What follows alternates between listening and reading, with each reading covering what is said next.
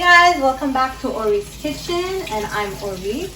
I hope you are all doing well despite of what's going on around the world with the coronavirus, and I hope you guys are staying safe.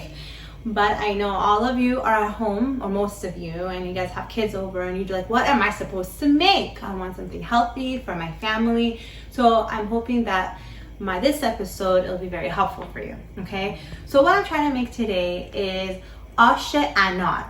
What it is, it's like a soup or stew with herbs in it and pomegranate paste, okay, and some other goodies, okay? So again, it's called Anar, all right? So come on over here, guys. Okay, so I got most of my ingredients here. I'm going to slowly, one by one, explain to you what I'm going to put in the pot, and then we'll go from there, okay? So the first thing is you can make it vegetarian style, which is what I'm doing now, or you can make little meatballs and put that in this stew as well, okay? With the meatballs, you get the turkey beef meatball or just the beef meatball, okay? And you're gonna add turmeric powder, garlic powder, onion powder, and shredded onions, okay? And mix it all up, make it little balls, and dump it in the water. Okay, and again, all of this, especially with the meatball, I'll write all the spices that you need below where the shopping list is, and so that don't have to keep writing this down right now. Okay, so remember, every episode that I have a shopping list. Okay, all right. So I got my hot water going on. It's still getting warmed up, but as it's going, which is fine. You have your water, pretend you made your meatball, for example. You also toss that in there, okay? Next thing you're gonna do is you're gonna add turmeric powder. Now remember, guys, if you're not sure how much you put in, that's fine. Put a little at a time, okay? So I'm gonna just put a little bit in there. I'll probably add more a little later. Next, I'm gonna be adding garlic powder. I love garlic powder, okay? So I'm gonna toss that in there. Next thing is also onion powder. So basically the stuff that you put in your meatball, you're going to be putting it in the water as well, okay? That is your onion powder. Next, I also have my fried onions that I make myself. As you know, if you watch all my episodes, I pre-make these fried onions with little minced garlic, and I put it in the freezer because I use this a lot in all of my recipes. It just makes it taste better, like yummy, okay? So I'm gonna add, this is about maybe 2 spoonfuls of this, okay? So that's that. And next thing I'm going to do is I'm going to be adding my chicken consomme. Now there's also a vegetarian one, that's fine too. You can use that as well. So I'm going to add about a spoonful of that. And of course, like I said, you can add more later. And remember, the chicken consomme can be salty, so make sure you watch how much of that you put, okay? So next thing is, let me close this so that the water will warm up. Next thing I'm going to do is we actually put mung beans in the Anar, okay? This is a very healthy bean. Now if you don't want to put it, that's fine, but this gives it a little bit more of a yummy flavor, okay? Now the mung beans, I put them in water overnight, okay? That way when I put it in the stew thing, it actually cooks a lot faster, okay? So this is what it looks like after it is ready to go. So I'm gonna add about a cup of this, okay?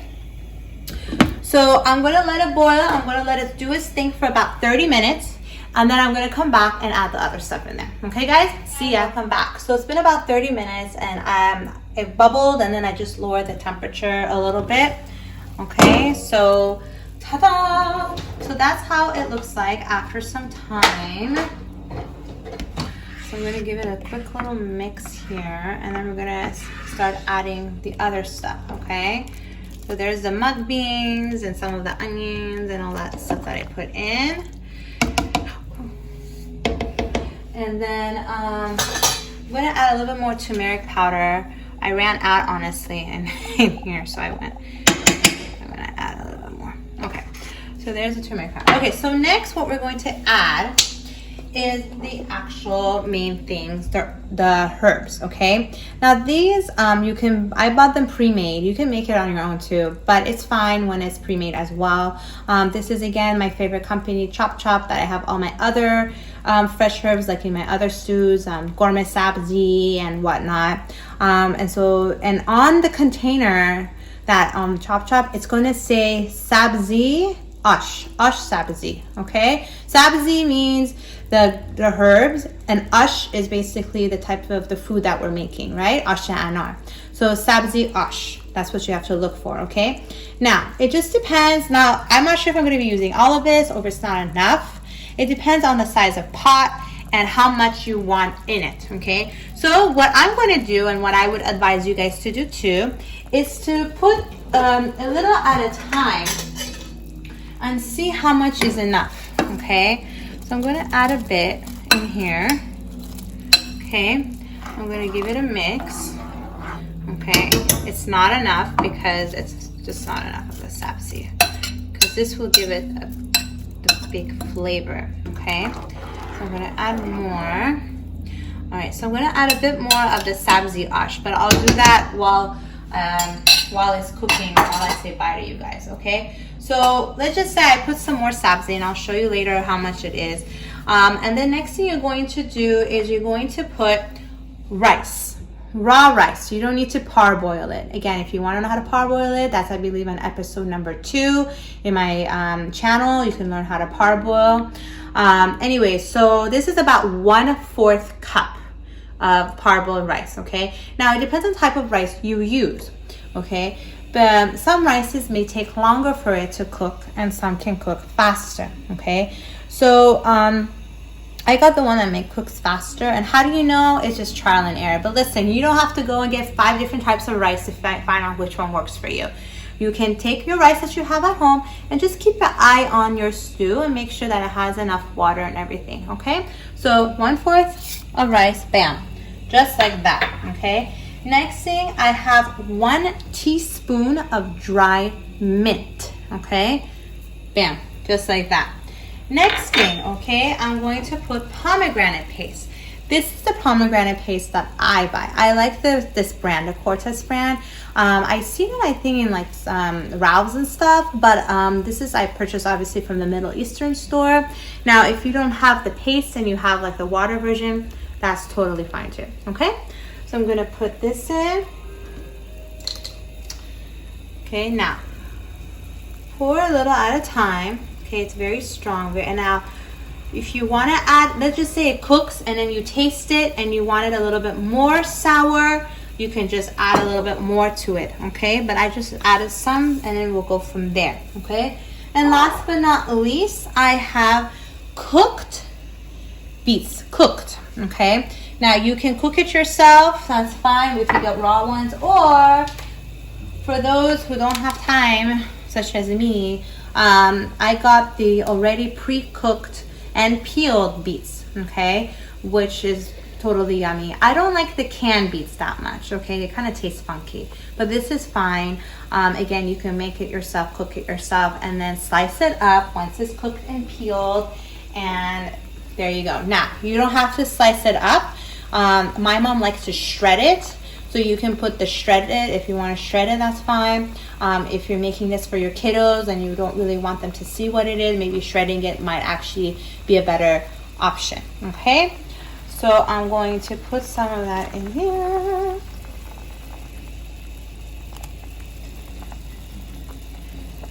Okay, I didn't put all of it. I want to see how it looks like. So I'm going to give it a nice mix. Also, you know, mix the mint that I put in. So see there, isn't that pretty, guys? Just like that. Look at that, beautiful. So I don't think I'm not gonna add any more beets in it.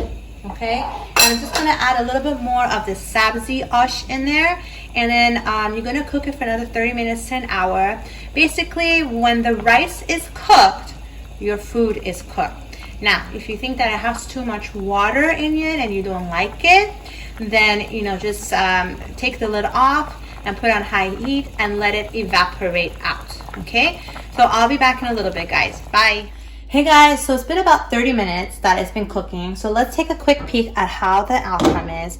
Now, I forgot to mention, please don't forget to add salt to this pot, okay? Just sprinkle a couple everywhere and you're good. I would say maybe half, you know, like a couple pinches of salt, okay? So let me show you what happens. See, now the rice is cooked. You see, it's totally different than what it was before.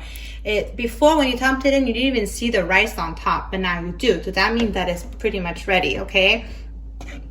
So again, just keep an eye on it. If you need to add more water and because the rice isn't ready, that's fine. Lower the temperature and let it do its thing.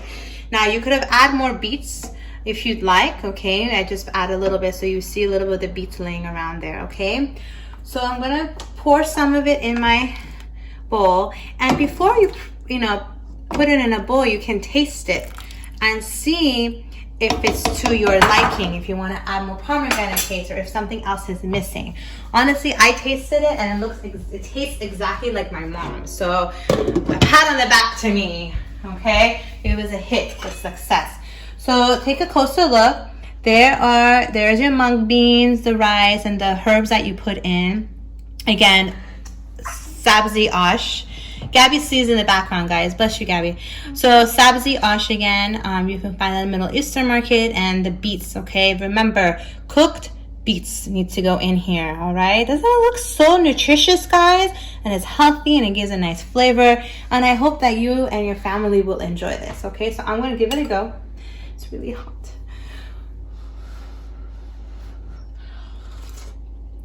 Perfect.